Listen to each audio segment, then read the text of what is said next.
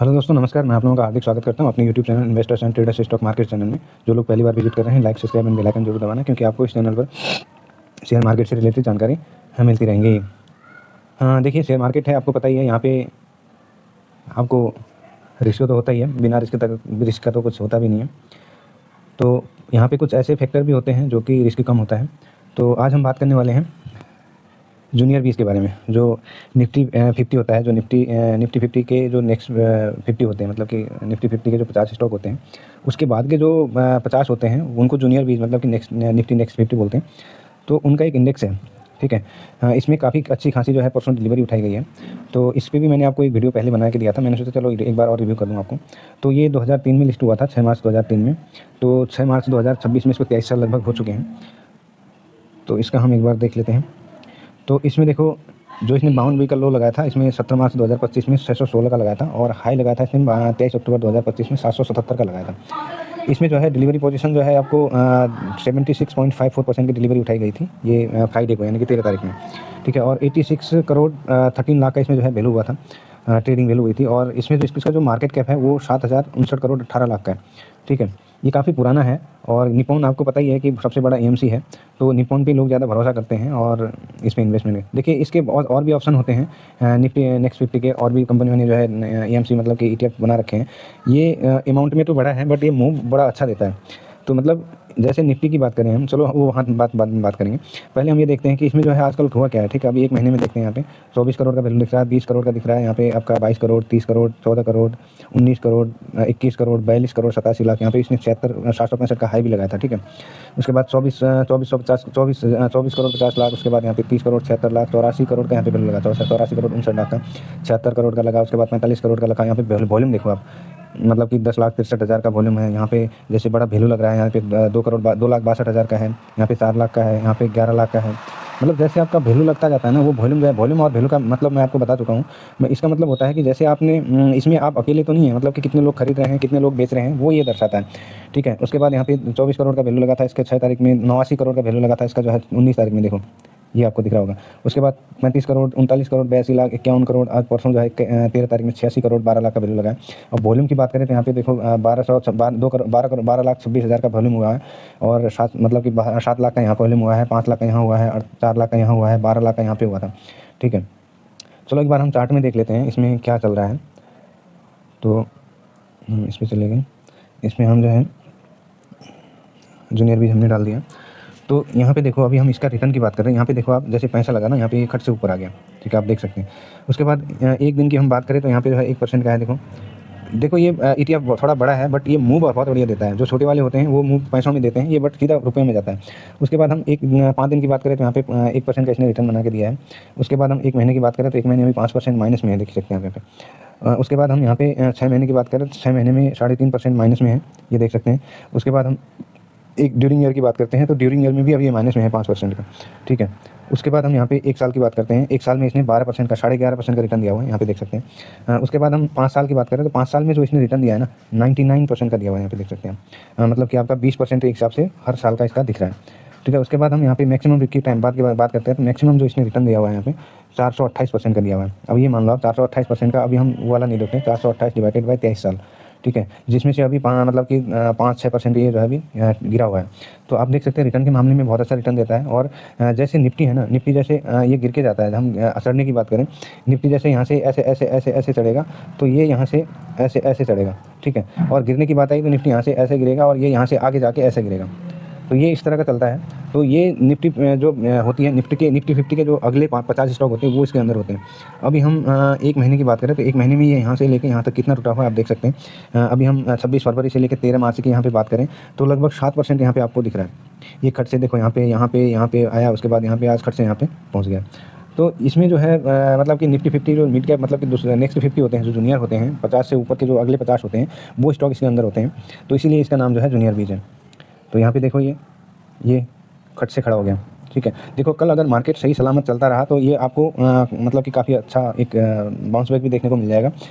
इसका expense ratio की बात करें तो 0.17 है और इसका जो मार्केट में मैंने आपको बताया कि 7,287-88 करोड़ का है। इसमें हम लॉन्ग टर्म में नहीं जाते हैं, शॉर्ट टर्म में मतलब कि हम स्विंग करते हैं इसमें, ठीक है। उसके बाद हम यहाँ पे देखते हैं इसका रिटर्न की पैटर्न की बात करें तो एक ये जो है यहाँ पे दिखा देता हूँ, हाँ 1 साल की बात करें तो 1 साल में इसने जो है 12-13% का रिटर्न दिखा रहा है और 3 साल में 21% है, 5 साल में 14% है, ऑल टाइम की बात करें तो 19% का।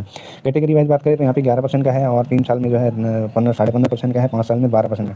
देखो ये ब्रॉड मार्केट है, कोई सेक्टर नहीं, इसमें बहुत सारे सेक्टर होते हैं। तो सेक्टर आप यहाँ पे देख सकते हैं, फाइनेंस है, उसके बाद पावर जनरेशन है, एफएमसीजी है, बैंक है, अदर है, उसके बाद फार्मिकल है, मतलब कि फार्मा भी होता है इसमें, ठीक है। इसी तरह इसमें जो है 17-18 सेक्टर होते हैं। तो इसमें जो स्टॉक होते हैं वो देखो आप यहाँ पे ये है, आप देखो यहाँ पे वेदांता है जो कि आपका जो डिविडेंड देने के लिए नंबर 1 है। वेदांता जितना डिविडेंड देता है वो कोई नहीं देता है, ये मेटल एंड माइनिंग में आता है। उसके बाद हम यहाँ पे टीवीएस की बात करें, उसके बाद डेविस लेबोरेटरीज की बात करें, भारत पेट्रोलियम, हिंदुस्तान एयरलाइंस, उसके बाद ये देखो यहाँ पे चमोला इन्वेस्टमेंट फाइनेंस है, उसके बाद यहाँ ब्रिटानिया है, इंडियन ऑयल है, मतलब इस तरह की जो है सारी कंपनियाँ हैं, मतलब कि 50 कंपनियाँ होंगी इसके अंदर। हम एक बार गिन लेते हैं, 1 2 3 4 5 6 7 8 9 10 11 12 13 14 15 16 17 18 19 20 21 22 23 24 25 26 27 28 29 30 31 32 33 34 35 36 37 38 39 40 41 42 43 44 45 46 47 48 49 50। मतलब कि जो निफ्टी 50 के 50 स्टॉक होते हैं, उसके बाद के जो 50 स्टॉक होते हैं वो इसके अंदर होते हैं। इसमें भी काफ़ी देखो ये मतलब कि काफ़ी जो इनका मार्केट कैप है वो काफ़ी अच्छा होता है। और देखो हम इसकी बात करें, अगर सिंगल स्टॉक की मैं आपको पहले ही बता चुका हूँ, सिंगल स्टॉक में अगर आप गए होते हैं तो वेदांता का स्टॉक यदि आपके पास होता तो यहाँ पे आपको 4% या अभी 4.18% अभी डाउन दिखा रहा होता, ठीक है। यहीं वैसे यहाँ पे है, देखो एक है टीवीएस का है, वो 2-3% है, यहाँ पे 3.5% है, 2% है, इस तरह का ये दिख रहा है आपको, ठीक है। इसी में ये देखो ये जो है प्लस में भी है, जो ब्रिटानिया है वो यहाँ पे 0.37% मतलब कि प्लस में भी चल रहा है। तो इसमें फ़ायदा ये होता है आपका कि हर कोई पूरा जो ब्रॉड मार्केट है, ये ब्रॉड मार्केट मतलब कि इसमें हर कोई मतलब कि एक सेक्टर नहीं है, बहुत सारे सेक्टर होते हैं। वो अगर सारे गिरेंगे तो आपको जो है इसमें देखो ये देखो यहाँ पे अंबुजा सीमेंट है, अंबुजा सीमेंट पे आपको यहाँ पे प्लस में दिख रहा है। तो इसका बेनिफिट आपको मिलता है अगर इंडेक्स में रहते हैं तो। यदि आप सिंगल स्टॉक में जाएंगे तो सिंगल स्टॉक में आपको यही देखने को मिलेगा कि ये जो है अगर आपके पास ये होता 4% निकल लिया होता, 3% ये निकल लिया होता और 3-3.5% ये निकल लिया होता, 2% ये निकल लिया होता। अगर देखो ये सारे स्टॉक यदि आपके पास होंगे तो अगर आप सिंगल स्टॉक भी अगर आप लेके इन पे जो है लेने की सोचेंगे ना, तो इसमें क्या होता है कि आप इस तरह का मैनेज नहीं कर पाएंगे जिस तरह का इंडेक्स करता है। इंडेक्स में होता क्या है कि आपको ना फंडामेंटल देखने की जरूरत है, ना चार्ट देखने की जरूरत है, ना आपको मतलब कि फाइनेंशियल कुछ ऐसे देखने की जरूरत है जो कंपनियों के। ये चीज़ें सारी कंपनियां जो का जो है ये इंडेक्स अपने आप करके लेके आता है। यदि हम इसी की बात करें या इसी की बात, इनमें से कोई सा भी परफॉर्म नहीं कर रहा होगा ना, उसका बाहर का रास्ता दिखा देगा, उसी कैटेगरी के उसमें जो है दूसरी एंट्री दे देगा। यही बेनिफिट होता है इंडेक्स में रहने का। तो आपका जो रिटर्न होगा ना वो बड़ा अच्छा होगा यदि आप अपने इसमें इंडेक्स में जाएंगे। उसमें फ़ायदा ये है कि जैसे कोई स्टॉक गिर रहा है, कोई उठ रहा है, कोई गिर रहा है, कोई उठ रहा है, तो आपको जो सभी स्टॉक का जो है बेनिफिट मिलेगा। तो इसीलिए जो है मैं आपको मैं मतलब अपने लिए सबसे बेस्ट जो है इन्वेस्टमेंट है वो ये समझता हूँ। और देखिए इसमें जो आपका जो बाइंग का और इसका है, तो इसमें आपको क्या करना है कि 10% नीचे जाएगा तो एक लॉट लेना है। उसके बाद यदि 5% जाता है ऊपर, सॉरी यदि 5% ऊपर जाता है तो आपको प्रॉफिट बुक कर लेना है। सेम मैं आपको पहले ही बता चुका हूँ, इसमें लालच नहीं करना है आपको। 6%, 7%, 8% मतलब इस तरह के आप सोचोगे कि भाई मैं इसके बाद ये लूँगा, इसके बाद ये लूँगा, तो ये ऐसे धड़ गिरता भी है, ये भी ध्यान रखना। तो ये गिरने के मामले में भी सबसे ज़्यादा गिरता है और भगने के मामले में आपको रिटर्न बहुत बढ़िया बना के देता है। तो ये लॉन्ग टर्म के लिए मैं नहीं जाता हूँ इसमें। लॉन्ग टर्म के लिए क्या होता है ना कि ये मतलब कि इसमें बहुत सारे सेक्टर हैं, तो लॉन्ग टर्म में नहीं जाता हूँ मैं। वैसे तो लॉन्ग टर्म का भी रिटर्न अच्छा है, मतलब कि जो जाना चाहे जा सकता है, बट इसमें मैं स्विंग करता हूँ। स्विंग का मतलब कि जैसे मैंने यहाँ पे एक लॉट ले लिया, मतलब कि जो अभी चल रहा है, यदि इसके ऊपर 5% का मुझे मिल गया तो मैं यहाँ से एग्जिट कर जाऊँगा, मतलब कि इस पर जो है बेच लूँगा। बाई सेल करने के लिए जो स्टॉक होते हैं सेम स्टॉक की तरह बाई सेल होता है ये। और जो है जो इसका जो आपका जो बाई सेल होता है वो आपका जो मार्केट चल रहा होता है रियल टाइम उसमें होता है। ये नहीं कि आपका जो म्यूचुअल फंड होता है, म्यूचुअल फंड में आप जो है आपका जो ये यूँ चल लो, आप यहाँ पे आपने 2 SIP आपने लगाया या फिर पैसा लगाया, यहाँ पे आपने सिंगल मतलब कि वन टाइम इन्वेस्टमेंट करा, तो उस केस में क्या होगा कि आपका यहाँ का NAV ना दे के वो इसका जगह का दे देगा, मतलब कि सॉरी इसका नहीं, इसका दे देगा। जो लास्ट में जो मार्केट का जो है वो होता है ना, मतलब कि आपका जो मार्केट क्लोजिंग का होता है वो वाला NAV आपको दे देगा, ठीक है। तो इसलिए मुझे थोड़ा जो इसका म्यूचुअल फंड का है वो थोड़ा ऐसा लगता है। तो उसमें म्यूचुअल फंड में क्या होता है कि आपका जो इन्वेस्टमेंट होता है उसमें बहुत सारे चार्जेस होते हैं। आपका यदि पहले निकल गए तो एग्जिट रूल लगेगा, उसके बाद उससे पहले साल भर से पहले निकल गए तो आपका जो है टैक्स मतलब कि वो कटेगा। इस तरह की बहुत सारी चीज़ें होती हैं। तो इसलिए जो है इससे उससे बेटर मैं इसको मानता हूँ जो ETFs होते हैं, ये एक्सचेंज ट्रेडिंग फंड होते हैं, ये स्टॉक की तरह बाई सेल होते हैं और स्टॉक की तरह आप जो है लिमिट प्राइस भी लगा के इसमें बाई सेल कर सकते हैं। तो इसमें जो है आपको जो मैंने बताया 5% पे आपको बुक करना है, लालच नहीं करना है। आप ये सोचोगे भाई 5-6 जाएगा, 7 जाएगा, मैं इसको निकाल लूँगा, उसके बाद मार्केट को निचोड़ने की मत सोचिए। मार्केट को 1-2% अगर दे भी देंगे, छोड़ भी देंगे, तो आपको कोई मतलब कि वो नहीं होगा, ठीक है। आप जो है मार्केट अगर आप मार्केट को निचोड़ने की सोचोगे तो मार्केट आपको बता देगा कि निचोड़ा कैसे जाता है। तो इसीलिए आप जो है सिंगल स्टॉक में ना जाके जो ब्रॉड मार्केट है जहाँ पे बहुत सारे सेक्टर होते हैं, बहुत सारे इंडेक्स मतलब कि इंडेक्स होते हैं, इंडेक्स के अंदर बहुत सारे आपके जो स्टॉक होते हैं, कंपनियाँ होती है, उसमें जाएंगे तो आपको जो है ये बेटर परफॉर्मेंस मिलेगा। आपका जो इन्वेस्टमेंट होगा वो एक सेफर साइड होगा। मतलब कि आप जैसे आप ये मान लो कि आप जो है इंट्राडे ऑप्शन चेंज करते हैं, तो उस केस में क्या होता है कि आपका एक लिमिट होता है, उस पीरियड में आपको खरीदना और बेचना होता है।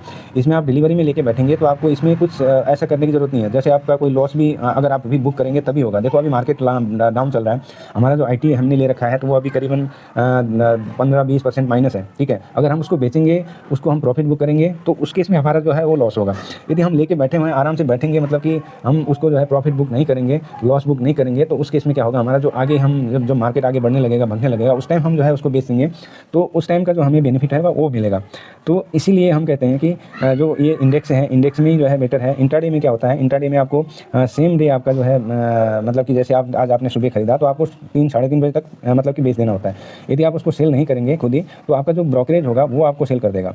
और दूसरी बात की जो ऑप्शन चेन और ऑप्शन फ्यूचर की बात करें तो उसमें क्या होता है, उसमें आपको एक हफ्ते का मतलब कि इस तरह का प्रीमियम डालना पड़ता है, वो मतलब कि वो करना पड़ता है। उसमें आपका जो प्रीमियम होगा ना, जितना दूर का लेंगे उतना दूर का जो प्रीमियम होगा वो आपको जो है पे करना होगा। यदि आपका वो प्रीमियम गलता जाएगा, यदि नहीं बेचेंगे उस टाइम में, तो जो है जीरो भी हो सकता है। लोग बाग जो है मार्केट में से कंगाल भी होते हैं। कंगाल इसलिए होते हैं कि जो मतलब कि सेबी भी बता चुकी है कि जो इंडिया के जो मार्केट हैं उसमें जो उसमें जाते हैं तो उसमें 95 जो है लोग जो है लॉस करते हैं, और जो 5% है वही जो है आपको प्रॉफिट में जाते हैं। वो 5% कौन होते हैं पता है आपको? ये 5% होते हैं आपके जो ब्रोकरेज फार्म ही होता है, मेनली वही लोग होते हैं। उनके पास बहुत सारा सेटअप होता है, मतलब कि बहुत सारा पैसा होता है, जो देखो मार्केट में झोला भर के लेके आते हैं। और हम सोचेंगे भाई हम लाख 2 लाख मतलब कि 10 लाख 20 लाख 50 लाख तो इसमें हम जो है मतलब कि मार्केट को जीत लेंगे, ऐसा कभी नहीं हो सकता। इसीलिए सेफ साइड रहिए, सेफ साइड बने रहिए। जो मार्केट होगा वो आपको समझ में आ जाएगा। आप डिलीवरी में लेके बैठिए आराम से, ना कोई प्रीमियम गलेगा आपका, ना कुछ। जब चाहे आप मर्जी तब बेच सकते हैं, जब चाहे आप मर्जी तब खरीद सकते हैं। इसमें कोई बाउंडेशन नहीं होता है। तो और दूसरी बात कि मैं कोई सेबी से रजिस्टर्ड नहीं हूँ, और मेरा ये वीडियो कोई बाई सेल के लिए रिकमेंडेशन भी नहीं है, सिर्फ ये एजुकेशनल पर्पस से है, इसको अन्यथा ना लें। यदि आप बाई सेल करना चाहते हैं तो अपने फाइनेंशियल एडवाइजर से एडवाइस जरूर लें, क्योंकि पैसा आपका है, रिस्क होगा वो आपको झेलना पड़ेगा, ठीक है। और दूसरी बात कि आपको वीडियो कैसी लगी, वीडियो आपको अच्छी लगी हो तो वीडियो को लाइक और चैनल को सब्सक्राइब जरूर करना, क्योंकि आपको इस चैनल पर इस तरह की जो जानकारी होगी वो मिलती रहेंगी, और आपका एक लाइक और एक सब्सक्राइब हमारे लिए काफ़ी मोटिवेशन का काम करता है। तो बने रहिए मार्केट में, अपना ख्याल रखिए, स्वस्थ रहिए, मस्त रहिए। अभी इतना ही कहकर मैं अपनी वाणी को यहीं विराम देता हूँ। नमस्ते, जय हिंद, जय भारत।